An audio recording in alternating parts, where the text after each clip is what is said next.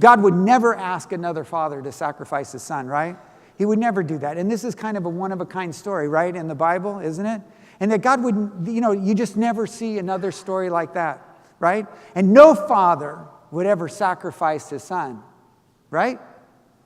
And yet every day you have watched fathers sacrifice their children on way smaller altars.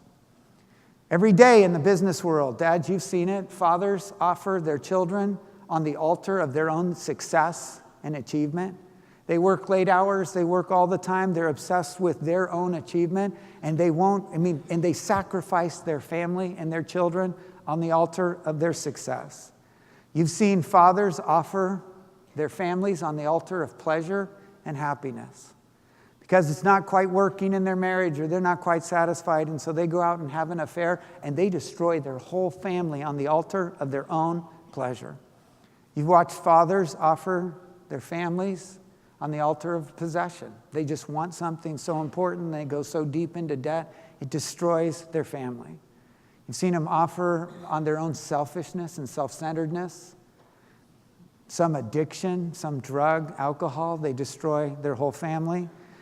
On their own image, because they need to be successful, they need to be seen as great, you need to make your parents, you need your kids to succeed, and as a result, you drive your kids, and you're just offering your children on the altar of your own image.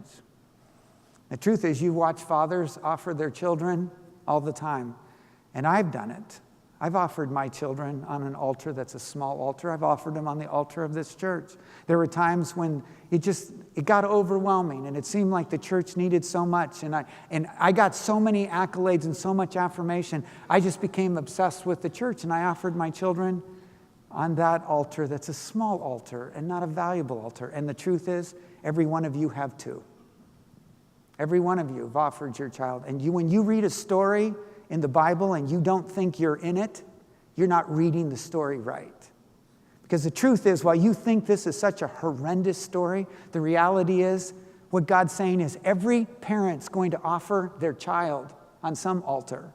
And some altars are so not valuable. Abraham offers his son on the only altar that's valuable.